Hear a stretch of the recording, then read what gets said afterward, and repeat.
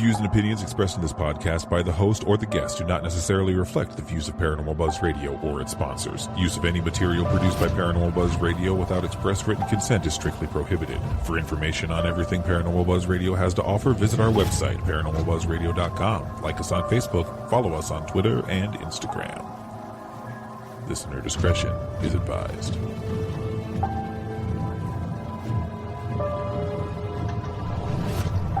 Welcome to Exploring the Unknown with Rebecca and Shay.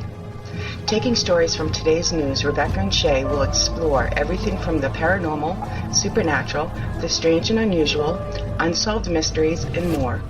Join them as they delve deep into the unknown and mysterious. Taken from news headlines. Water cooler chat with a paranormal twist. Only on Paranormal Buzz Radio. Hey, Rebecca, how you doing? Good. How are you, Shay? I'm good. I just want to apologize in advance if there's any loud noises in my background because we're recording pretty early. This is the earliest we've ever done it, and so there might be more traffic than even normal for our show. But other than that, I'm good. Well, good. Yeah, we're snowed in again. So, yay, I guess. Yeah, depends on how you look at it. Yeah, well, I didn't have to get out and try and get her to school, so that kind of is nice. Yeah. So today we're doing part two. Part two of our top 40 list, which I've never heard of a top 40 list before this article, so. No. So far we've had some familiar ones. And we have had some new ones. Yeah, this is an interesting list. It's got like some old favorites and then some ones that I had never heard of. So It's kind of cool. And just a reminder, if you guys missed last week's show for the first part of it, we have found some errors. Factual errors. Yeah. This article isn't, they didn't fact check this one and they should have. Yeah. But where are the fact checkers when you need them? Right, because I can't Google and talk at the same time. I try, but I'm not that good. Yeah, so if you notice any errors that we miss, then yeah. I mean, we've been calling them out as we find them, but... It's hard when you don't know the place at all, and then hard when you just know a little bit about the place, so... Right. Like some of these are more well known and I know a lot about them. And then other ones I've heard of, but I don't know a lot. And then some of them I've just never heard of at all. So yeah, I'm not sure of the accuracy. You know, when you find one or when you find two, we found, how many did we find? Like 2 or 3? Yeah. Big errors in the article. Like factual history. Yeah. Ones that were easy to Google and say, no. That makes you kind of question everything. Yeah. Where did we leave off?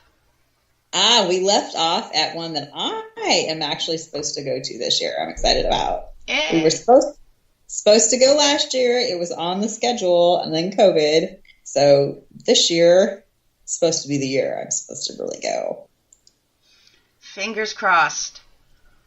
Right? Yeah. Reports of paranormal activity at Waverly Hills Sanatorium in Louisville, Kentucky inspired a horror movie. I didn't realize that part. Me neither. Waverly Hills Sanatorium started off as a one-room schoolhouse in the late 1800s. The Board of Tuberculosis Hospital later purchased the land and built the sanatorium, which opened in 1910 as a small quarantine for tuberculosis patients. My goodness, I can't talk again. I'm rubbing off on you. I guess. The large building that now sits abandoned was built in 1926 in response to the need for a larger facility. And the sanatorium could house over 400 patients. Waverly Hills was its own community, complete with zip code, post office, and water treatment facility. Everyone in the sanatorium, patients, nurses, doctors, were cut off from the outside world.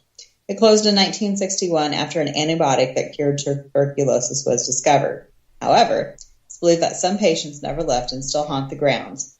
Reports of paranormal activity inspired the horror movie Death Tunnel. set in the underground passageways used by staff to remove bodies from the building. And the Waverly Hills Historical Society offers guided tours and paranormal investigations. I've never heard of that movie. I haven't either.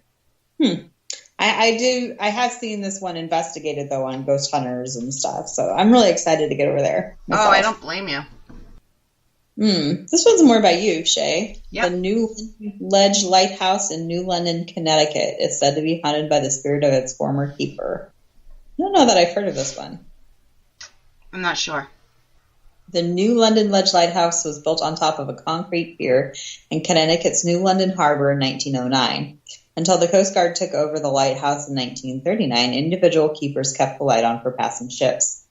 The spirit of a former keeper named Ernie is said to haunt the building, with reports of doors opening and closing themselves, televisions and radios turning themselves off and on, and occasional sightings of a ghostly bearded man. If you dare, tours are offered during the summer. I've been to a haunted lighthouse in Connecticut, but I don't think this is the one. I was going to say, I've seen lots of haunted lighthouses, but I don't think I've seen that one. No, this one's not connected to land at all. Yeah, no, it's not. It's like on a concrete. Huh. And I would remember taking a boat to it, so. Oh, okay. Yeah, you probably would. Yeah, I would hope. This next one we've all heard of, I think. Stanley Hotel in Estes Park, Colorado, served as the inspiration behind Stephen King's novel The Shining. Here's Johnny. Yeah, which later became a cult favorite horror movie. According to the paranormal experts, the hotel is said to be one of America's most active ghost sites. F.O. and Flora Stanley, a couple from Massachusetts, opened the hotel in 1909, and it's believed their ghosts still haunt the place. At night, Mrs. Stanley is said to play the piano in the music room. Other reports include lights turning on and off, sounds of laughter, and bags mysteriously being unpacked. Guests can even book spirited rooms in the hotel where there's high paranormal activity. Options include the Stephen King suite or the ghost hunter's favorite room. Now, you would think they would mention why and how it inspired the movie. Yeah, you would think. For anybody that doesn't know, Stephen King stayed there. I don't want to say too much because I don't want to get the details wrong, but I do know that much. Yeah, and again, this is one I know I've heard of and I know about, but I don't really know a lot about, you know? Like, oh yeah, it's Estes Park, you know? So, yeah, I know of it, but I'm not, like, really up on all the details. Right. I haven't been, obviously, although I'd like to. He had some kind of experience there when he stayed there, and that's what got the whole thing going. Right. He just stayed there and then had like a paranormal experience and then wrote the book after that. Right. Neat place. Beautiful place. Oh, it is gorgeous. I thought they weren't doing as many haunted stuff at the Stanley anymore. I think I heard that too. Yeah, I had heard that they had new owners and they were kind of backing off of the whole ghost hunting thing. I think so. From what I recall. I don't know if I've heard this next one either. Sloss Furnaces in Birmingham, Alabama. Nope. Said to be haunted by former employees. The Sloss Furnaces are now a historic national landmark, but in the late 19th century, they produced iron, which was then turned into steel. James Slag, Wormwood, was the boss of the furnaces, and it's said that he put his employees through some pretty inhumane conditions. I think we've all kind of had bosses like that. 19th century inhumane, probably, if they classify it as that, must have been really bad. Yeah, it's probably really bad. Labor laws didn't exist at the time, and temperatures in the furnaces often reached above 100 degrees. A total of 47 men died with Wormwood as their boss, and even Wormwood himself lost his life in the furnaces when he slipped and fell into the iron ore, causing his body to melt. Ugh. Oh! Wormwood and his workers are believed to haunt the furnaces to this day. Yeah, I bet they are. Yeah, right? I don't know if I've seen this one on Ghost Hunters or not. I don't recall it. Well, it seems vaguely familiar, but I could be wrong. Ugh. Nasty. Room 410 in the Queen Anne Hotel in San Francisco, California is said to be haunted. Just that one room? Okay.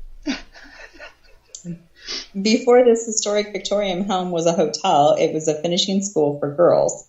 A wealthy senator opened the school in 1890 in order for his 2 teenage daughters to be able to live near him. A woman named Mary Lake worked at the school and was said to be the senator's favorite, which is why she eventually became headmistress. The school was short-lived, though, and closed only 6 years after opening.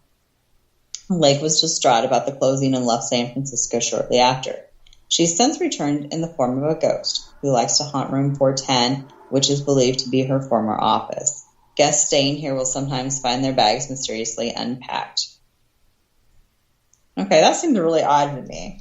That's true. If I was a ghost and somebody was staying in my room, I'd be packing their bags. Right? And, if she was a headmistress, why would she unpack the bags? All right. That doesn't make sense to me. And if it was only for a school for such a short amount of time, I mean, I don't know. I'm not sure I guess she made the connection, but I don't know. I don't know either.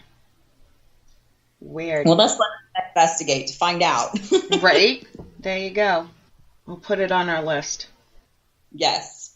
If we ever get to San Francisco. This one I've heard of. I think I saw this one on one of the shows. The Lolani Palace in Honolulu, Hawaii, has been known to exhibit some paranormal activity. I hope I said that right. Probably did. I don't know. It looks like it starts with an I, though. Iolani? I can't tell either, the way they're... I'm not font Hawaiian. they're using. Yeah. Iolani?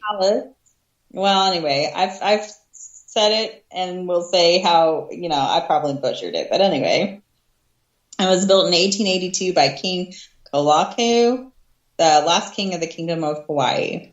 The opulent residence was ahead of its time, boasting electricity, telephones, and even indoor plumbing.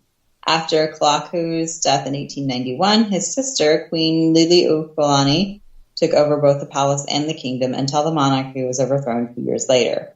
The new government seized the palace and held Queen Liliuokalani as prisoner in her former home. Today, the palace is a museum, and many visitors say the royals never really left. Visitors have reported seeing ghosts and hearing mysterious music and chanting in the room where Queen Liliuokalani was imprisoned. Yeah, I think they kind of butchered that history there. I'm sure they did. Yeah. I have no doubt at this point. People say the Indiana Medical History Museum in Indianapolis is haunted by former patients. I'm not sure if I've heard of this one either. Me neither.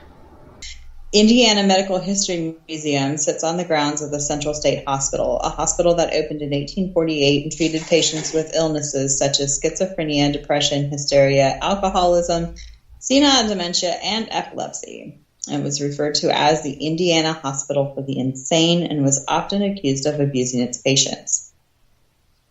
The hospital's pathological department was opened in 1896 with the goal of researching and educating people about the physical causes of mental diseases. The department was in operation until the 1960s, but now serves as a museum. It's the oldest pathology facility in the country, and it still houses preserved specimens like brains. Wow. It would be an interesting place to investigate. Yeah. And at the very least, just to visit. Well, yeah, for sure. It sounds really interesting. It does. The Crescent Hotel and Spa in Eureka Springs, Arkansas, is said to be haunted by a patient who died at the hands of a man pretending to be a doctor. Now a historic hotel and spa nestled into the Ozarks, the Crescent Hotel and Spa wasn't always such a lovely place. A year before the hotel even opened in 1886, someone fell from one of the buildings. Then in the 1930s, Norman G. Baker turned the hotel into an institute for cancer patients. Baker, a millionaire from Iowa who was a former magician, radio broadcaster, and inventor, I don't see doctor, claimed that he could cure cancer and that organized medicine was corrupt. In reality, though, Baker had absolutely no medical background. One of his most well-known patients was Lulu Tunis, whose husband John was desperate to find someone who could save her. And she died only months after being, quote unquote, treated by Baker. Baker was eventually discovered as a hoax and imprisoned, but many say his spirit and many others still haunt the hotel. Either I don't remember this history of the Crescent, or Either I don't remember it, or I'm thinking of a different place, or they're wrong. Maybe. I don't know, but I just know the magician part makes sense. He magically invented a medical degree. Right? Exactly. That's why he's a magician and an inventor. He magically invented a medical degree. Right? Exactly. I mean, organized medicine in the 30s might not have been exactly really great. And then when you're desperate, people can do odd things. There's people to this day that do this same thing, especially for cancer. They make up, take these drugs, these herbs, take the herbal medicine, and I mean, it's not that far-fetched, really. Right. Ooh, here's one by you, Shay. Yes, I like this one. Said to be home to the infamous Jersey Devil. There's not one single landmark in Pine Barrens, New Jersey that hosts spirits and mysterious creatures. The forest spans 7 counties and contains ghost towns galore. Hold on. What? Hold on. Oh, it says that there's not. Okay, I missed that. I'm like, how can they say it's haunted but still has no ghosts? Sorry, I misunderstood. Not a single landmark. Yes. It's not like there's one place. It's this huge forest. Yeah, I got it now. We've talked about the Jersey Devil before, so. Yeah. During the colonial era, the area was bursting with sawmills, paper mills, and towns to accompany them, but they were all abandoned when coal was discovered in Pennsylvania. It's also said to be home to the infamous Jersey Devil, a beast that the Pinelands Preservation Alliance describes as a kangaroo-like creature with the face of a horse, the head of the dog, bat-like wings, horns, and tail. According to folklore, it was the 13th child of a woman named Deborah Leeds, who offered it to the devil while pregnant with it in 1735. Upon its birth, the newborn sprouted talons, hooves, and wings, and killed its mother, siblings, and the midwife before disappearing. Sightings persist today as it continues to terrorize livestock and humans. There's a lot missing out of that story. There's a lot more to the Jersey Devil, yeah, for sure. I mean, that could be like a whole top 40 article, really. Yes, it could be. A famous one, and I think we know a lot about this one, so let's see how factual their article is here. Yes. Amityville Horror House in Amityville, New York was the scene of a mass murder. In 1974, 23-year-old Ronald Defoe shot and killed his whole family, his mother, father, and 4 siblings while they were asleep in the house. Just over a year later, the Lutz family moved into the home. The family didn't even stay a full month before moving, no longer able to take the strange paranormal activity they reported witnessing in the house. Their stories included strange smells, waking up at 3:15 a.m., which is when the murders were committed, a spirit knocking a knife down in the kitchen, levitating while asleep, and more. These stories inspired a series of books, movies, and documentaries. Ronald Defoe is still serving his sentence for the murders. They got the basic information pretty close. Yeah, they weren't too off on that one, I don't think. No. Spot any glaring errors. Yeah. That man is crazy. Obviously, really crazy. And are they doing, allowing ghost investigations at Amityville now? Last I heard, I didn't think they were. No, they are not. And actually, there's been no paranormal activity since the Lutzes moved out and the Warrens and all that. Reported activity. Right. So, right. Because this is near me. Yeah, right. And that's kind of what I had heard, is that they don't do investigations there. And I don't know. I mean, I know there are a lot of people who would like to, but Yep. Maybe someday. Here's one specific room. Legend has it that room 525 is particularly haunted at the Driscoll Hotel in Austin, Texas. Colonel Jesse Driscoll, a cattle baron, opened the Driscoll Hotel in 1886. He was a compulsive gambler, though, and had to give it up soon after. He died only 4 years after the hotel opened, and his ghost supposedly wanders the hotel. But as a woman, a disguise that is said to help him look out for other women. Okay, that one's kind of bizarre. I have no words.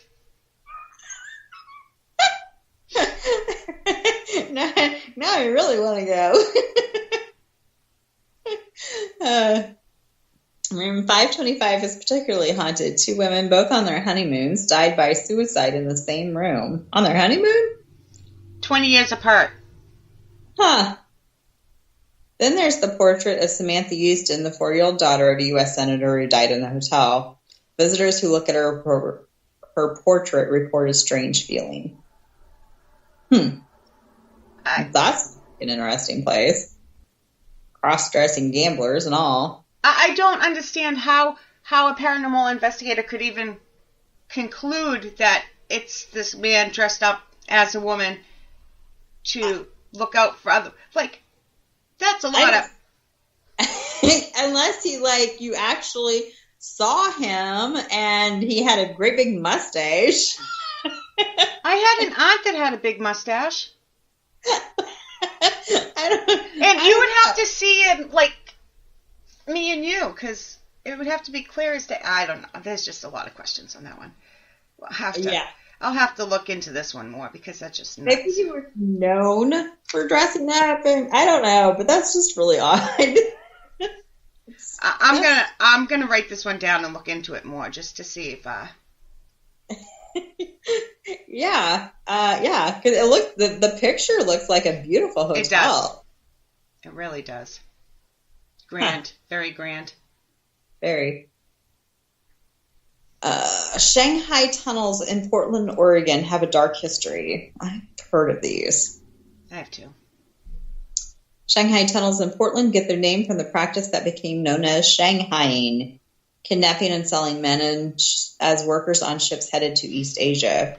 Restless, agitated spirits of men who were drugged and trafficked in the city's ports during the early 19th century are said to haunt the underground tunnels through which they were reportedly sold. Legend has it the local saloons contained entrances to the tunnel, enabling swindlers to prey on unsuspecting patrons and bring them directly underground before they even knew what was going on. Today, visitors can take walking tours to learn more about the dark history of the tunnels. I don't know enough about this one to even say if that's accurate or not. And again, this is one I've heard about, but I don't know a lot about. But it sounds interesting. I'd like to take a tour. Yeah, I would too.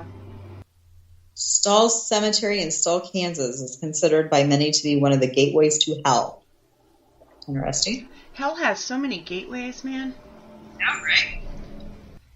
Stull Cemetery is allegedly a place where Satan himself comes to wreak havoc and where occult ceremonies and meetings take place. It has inspired many movies and used to draw its fair share of ghost hunters. That was until the local police put a $1,000 fine in place for unauthorized visitors following multiple incidences where headstones were tipped over. Yep. Did you see me dope slap myself? A few bad apples ruin it for everybody. First of all, I hate people that go into cemeteries and deface things, and well, it's just rude. It is. Bad karma, there's no call for it on. There isn't. And don't you think Satan has better things to do? I would assume. I would assume. Like, some claims just, like, baffle me. Like, how'd you get there? Yeah. Yeah. And, the whole investigating the cemetery thing, I think, you can investigate it during the day. I don't really see a big reason to go out there after dark. I just don't. No, it's just to capture more. It's quieter. But if something's haunted, it doesn't matter day or night. We've talked about this all the time. Exactly. Yeah. Oh, this next one looks really pretty, too. Really neat building. Very. Yeah. The Detroit Masonic Temple in Michigan is filled with winding staircases, hidden compartments, and cavernous arches, perfect for ghostly residents. Ooh. One ghost said to haunt the Masonic Temple is reportedly the man responsible for its 1912 construction, George D. Mason himself.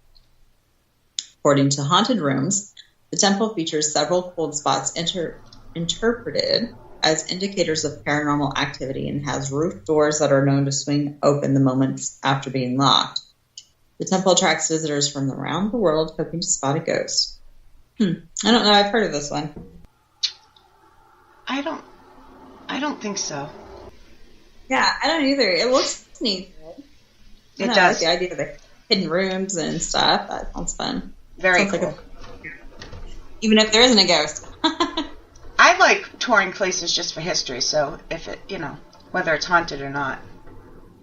Exactly. Me too. I like going into the old neat buildings to see what they look like and stuff. So. I do too. Thronewood Castle Inn and Gardens in Tacoma, Washington, was featured in Stephen King's miniseries Rose Red in 2002 as a haunted mansion. I don't think I've heard of that miniseries, but I haven't watched it. I have watched it. Yeah? Yeah, I liked it. It was good. Chester Thorne had Thornwood Castle built in 1908 for his bride Anna. The grand 54-room estate was made from the bricks of a 400-year-old Elizabethan manor in England that Thorne purchased and dismantled. And that's the way to get a haunted house. He had the bricks, oak paneling, and stained glass shipped from England for the construction of the castle. Today, Thornwood is a bed and breakfast as well as a popular venue for weddings and events. The site is reportedly haunted by several former residents. Some say the light bulbs in Chester's former room are commonly found unscrewed. Others say they've seen Anna sitting near the window in her old room, whereas a reflection in a mirror that dates back to her time.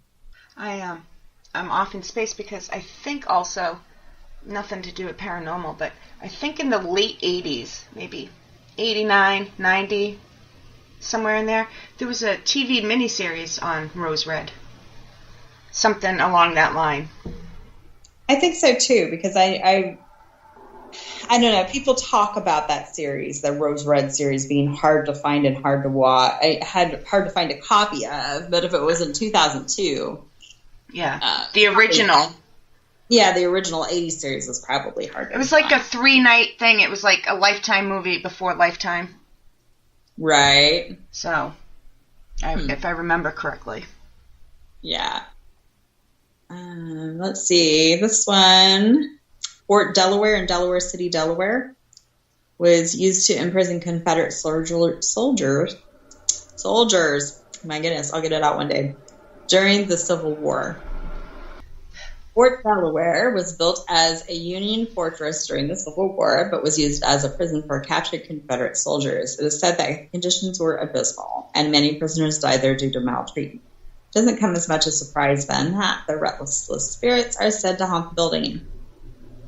Ghost tours are available on the isolated island, which is only accessible by ferry. I think I might have seen this one, but I'm not positive on shows. I've heard of it. Yeah, it looks neat. It does. I'm sure it's probably got a ton of activity too. Just that time period and stuff. Yeah, those old buildings, they're so beautiful. Just looks really beautiful. The ghost of the former mistress of the Luna Mansion in Los Lunas, New Mexico, has been spotted dining there, according to longtime employees. Josephita Manderfield Ortero, nicknamed Pepe. Oh, yeah, I can see. With that name, you need a nickname. Was once the mistress of this mansion, personalizing it with murals and a sunroom. After her death in 1951, it became a restaurant. Customers have reported seeing her watching them dine and causing an empty rocking chair to move back and forth on its own. Many of the mansion's longtime employees claim to have seen Pepe as well. Whatever I saw walking by those two doors was solid. You couldn't see straight through her, but you could tell she wasn't flesh. Cook Thomas Shook told the news bulletin. I think I've heard of this because I recognize the Josephita and the Pepe name, but Ooh, a library. The ghost of a librarian is said to haunt Hutchinson Library in Hutchinson, Kansas. This looks like a new building here too, people. It does. Looks very modern. Librarian Idata de Holzapfel, that's a name, started working at the Hutchinson Public Library in Kansas in 1915. She apparently loved the job so much she wanted to continue working there even after she died. Holzapfel went to work for a library in California in 1954 and was killed in a car accident on her first day. Wow. Soon after, visitors to Hutchinson's library reported feeling cold spots, hearing footsteps, and even spotted her sorting books in the basement. Yeah, I think a lot of those jobs that are so repetitive like that really kind of lend themselves to paranormal residual activity. You know? Yeah, I agree. Oh, here's a favorite. I think this one makes every list. I think so too. The culprit of the crimes at Villisca Axe Murder House in Villisca, Iowa remains a mystery. June 9th, 1912 was a tragic day for the Moore family. 6 of its members plus 2 house guests were brutally killed by an axe murderer who was never identified. The restless spirits are said to haunt the grounds to this day. Guests can visit the house during the daytime, but to experience its full creepiness, you can make a reservation to spend the night. Everybody already knows we already liked this one. Yeah. We just talked about this 2 weeks ago. Yeah, I know. And it's not far from me. I need to go, but... Yeah. I know. I'm waiting for you to go so we can do a whole show on it. Yeah, it'll happen one of these days. I'm going to one that's like 10 hours away and not going to the one that's 2 hours away. That's how we always end up doing it, too. It's like, because I think the closer they are to you, it's like, okay, I can do that anytime. Right. So. Exactly. Yeah. The Orpheum Theater in Memphis, Tennessee is said to be haunted by the ghost of a little girl named Mary. The Orpheum Theater in Memphis has survived bankruptcies, a fire, and threat of demolition since it's opened in 1928. Furnished with 2,000-pound chandeliers and gold leafing, its stunning interior seats 2,000 people, but also leaves plenty of room for spirit. That's one of 6 ghosts who have been spotted in the theater, according to Haunted Houses. Performers on stage have spotted her in the audience of their shows, and theatergoers have seen her dancing in the lobby. I don't know if I've heard of this one. I'm not sure. There's so many of them. I know. I've seen several theaters, but I'm not sure if I've seen that one. It's not ringing any bells. Brumder Mansion. Brumder, that's kind of a weird name. Bed and breakfast in Milwaukee, Wisconsin used to house a speakeasy. In Wisconsin's historic Concordia district, Brumder Mansion Bed and Breakfast used to have a speakeasy in the basement. Today, the 8,000 square foot mansion serves as an event and concert space in addition to being a bed and breakfast. I wonder if Darren's been here. I'll have to ask Darren. Yeah. It attracts ghost hunters and paranormal investigators with frequent mysterious incidents. 12 groups and organizations devoted to exploring paranormal activities say they have encountered spirits here. That's kind of a weird statement, 12 groups. they count each group. Apparently. According to Haunted Houses, its otherworldly occupants include former owners, an Italian gambler, a 14-year-old prostitute. 14-year-old prostitute? That's kind of strange. And a doctor. That's quite the group. Yeah. Sounds interesting. It doesn't look big enough to be a concert venue from the little picture I got in here, but... Yeah, same. I was thinking that. Kind of a weird combination, bed and breakfast and concert hall. Huh. Yep. Sounds interesting, though. Like I said, we'll have to ask our resident Wisconsin person to see if they know this one. Yes, definitely have to ask Darren. North Dakota's old governor's residence is said to be haunted. The governor's mansion was constructed in 1884 for a First National Bank executive who sold the house to the state in 1893. Served as an official North Dakota governor's residence for 20 governors and their families until 1960. It was opened to the public as a North Dakota State Historic Site in 1883, renovated to look at them in 1893. Governor Frank Briggs died of tuberculosis in the home in 1898, and a butler refused to sleep there, claiming it was haunted by his spirit. Interesting. It's a beautiful, beautiful house. Oh, it is. It's a beautiful building. It's kind of interesting history, though. I mean, why did they stop using it as the governor's mansion? Would be my question. Probably wanted something fancier. Yeah, and then it sat empty for 20 years until it became a museum. Interesting. Yeah. Probably something to do with upkeep or something. Who knows? Yeah, hard to say. Our governor's mansion here in Illinois is still quote unquote in use, but the governors don't really use it too much. But Franklin Castle, also known as Tiedemann House, Cleveland, Ohio. I can't even say Ohio today. Goodness. Was once a stately home that sits abandoned today. German immigrant Hans Tiedemann had his home built on Franklin Boulevard in Cleveland in the early 1880s. Haynes lived in the home with his wife, Louise, their two daughters, August and Dora, and used the remaining rooms for friends and family visiting from Germany. Eventually, August and Dora moved out of the home, and Louise died in 1885, prompting Haynes to sell the house and move out in 1896. The home changed hands multiple times after that, once belonging to the German-American League for Culture and then to Judy Garland's late husband. Today it stands decrepit and abandoned, save for the ghost of Louise Tiedemann and her daughter Emma, who never even lived in the house. She died before it was built. Why would it be haunted by somebody that's never lived there? I always question things like that. This is very sad that it wasn't kept up, because from what I can see in the picture, it's absolutely stunning.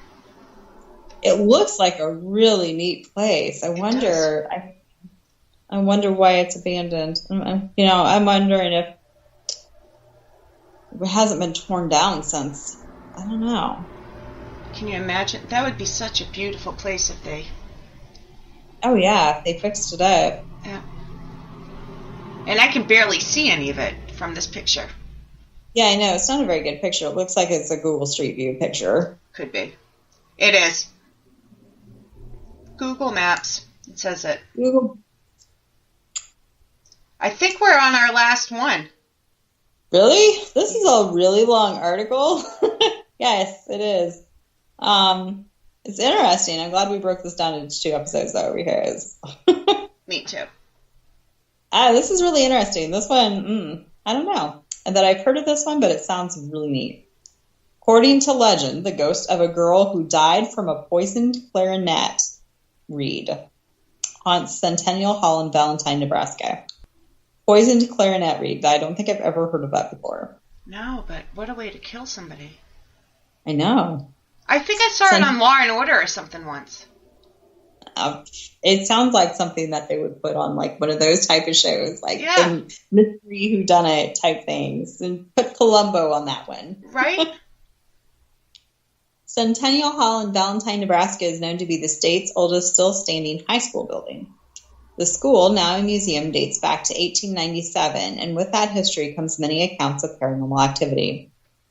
Visitors report hearing voices, knocking, lights, and even music coming from the music room, though it no longer houses any instruments. The main ghost, however, is said to be that of the girl who died on the premises in 1944, reportedly from a poisoned clarinet reed.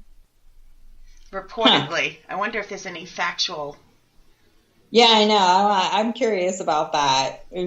Like I said, it sounds like one of those stories that you'll read about in a book. That sounds really interesting, but I wonder about the factuality of that. Me too. Wow, we made it. We made it through. Woohoo! This was a really neat list. It had a lot of old favorites and really strange ones. And Yeah, it was. It really was. And I love the pictures of these places. I love looking at history and architectural detail and all that fun stuff. Yeah, these are some really neat buildings. Really neat buildings for sure. Definitely agree. Okay, guys, I think since this is another hour-long episode, on that note, we're going to wrap things up. Curious to hear, if you've been to some of these unknown places, the ones that we talked about, or if you've heard of them anyway. Right. Yeah. Let us know. Darren, I expect a full report on the Wisconsin one. Yes. Yes, Darren. It's your job. All right, guys, make sure you check us out on Facebook. Our group is, let's see if I can get this straight, Exploring the Unknown Podcast with Rebecca and Shay. Yes, for sure. Check us out there. You can read the whole article. Maybe may add some to your list of paranormal places to go. And, fact check this one for us, because I think there's some wrong answers. I think so, too. So, and as always, if you have a story you want us to do, send it to us there, or send it to us everywhere you talk to us, and we'll give you a special shout-out. For sure. Thanks, guys. Thank you, guys.